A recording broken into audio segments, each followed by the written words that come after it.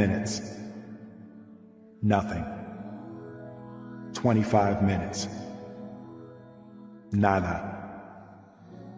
40 minutes. Zippo. Maybe it doesn't work on me. At an hour, the novelty of waiting had worn off. I figured I was immune. It was 9 p.m. and I realized I had agreed to do this stupid shit till sunrise. My little mat on the floor was comfortable, so I said fuck it and went to sleep.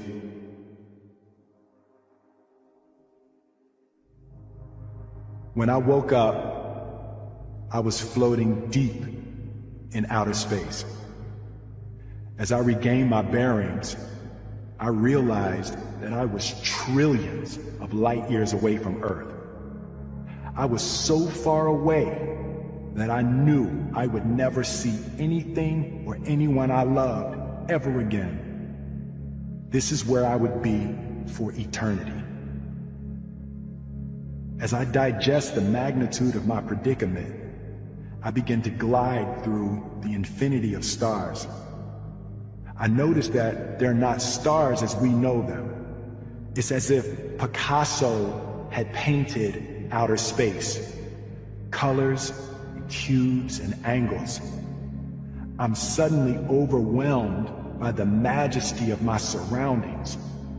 This is the most beautiful place I've ever been in my life. As I'm distracted in awe, I can sense a presence behind me. It's a woman. I turn to see her, but she's unseeable. I can feel the warmth of her energy close behind me, as close as she could be without touching me.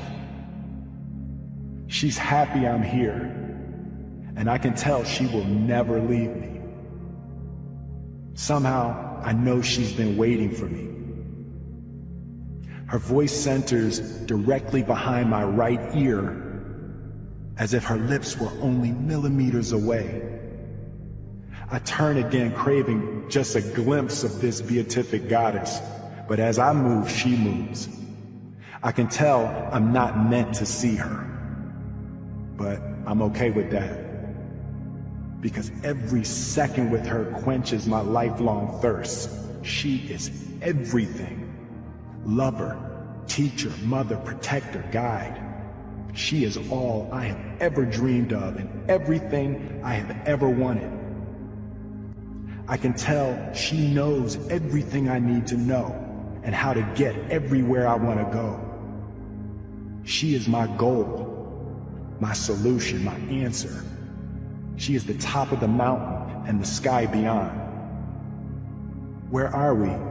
I say softly. What do you mean, silly? She says in a tone that melts away everything but bliss. This place is beautiful, I say. This is not a place, silly. She kept endearingly calling me silly. I've never seen anywhere more beautiful than this, I said. She laughs. Why does that make you laugh? I ask. This is you, silly, she said. Huh? What do you mean? This is not a place. This is you. My heart begins to race as I look around, bearing witness to the grandeur of this infinite paradise. Wait a minute, I say. All of this is me? Yes, silly. I'm this beautiful. Of course you are, she says. Her words unlock the emotional floodgates within me. I begin to sob and purge a lifetime of insecurities, self-doubts, and inadequacies violently flushing out of me. Simultaneously, the revelation of my inner beauty fills my heart and mind with possibilities. If I'm this beautiful, I don't need #1 movies to feel good about myself. If I'm this beautiful, I don't need hit records to feel worthy of love. If I'm this beautiful, I don't need Jada or anybody else to validate me.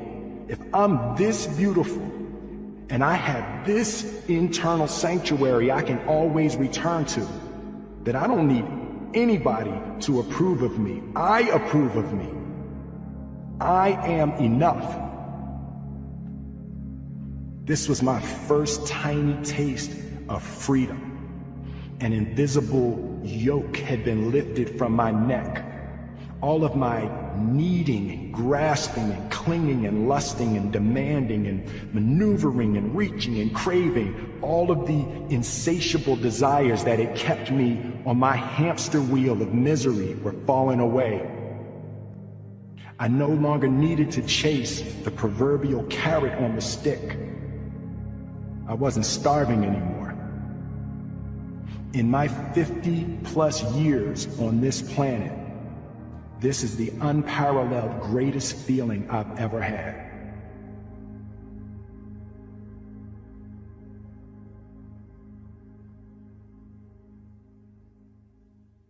In the following 2 years, I did 14 ceremonies. In 8 of them, the woman I would come to know as Mother showed up, each time with detailed advice and instructions. 3 of the times that she did not appear were among the most hellish psychological experiences I've ever endured. In my second ceremony, Mother repeated for what felt like 5 hours straight, "Stop talking." She said it so many times that I wanted to bang my head on the floor. She was referring to the constant inner chatter that runs incessantly in my head, planning, strategizing, debating, assessing, critiquing, self-judging, questioning, doubting. She pummeled me with the phrase thousands of times, "Stop talking." And at some point, just before sunrise, I noticed it. Silence. My inner roommates had stopped talking. It was euphoric. Mother let me bathe in the peace of my inner quietude for about 40 minutes. Then, without words, she conveyed why I needed to stop talking. In essence, she told me I should be still and I should be quiet in order to better observe and understand the people and circumstances around me. She had watched me batter myself for so many years trying to impose my will on the world. Her point was, if I stopped talking and thinking so much, I could see and sense the universal tides, and I could align my energies to them and achieve twice as much with half as much effort. I heard an echo of Gigi's words to me so many years before. You know, if you stop talking so much, maybe you could see some of them hits coming. Minimizing my talking became my practice for maximizing my awareness. I had always seen the world as my battlefield. I now understood that the true combat zone was my mind.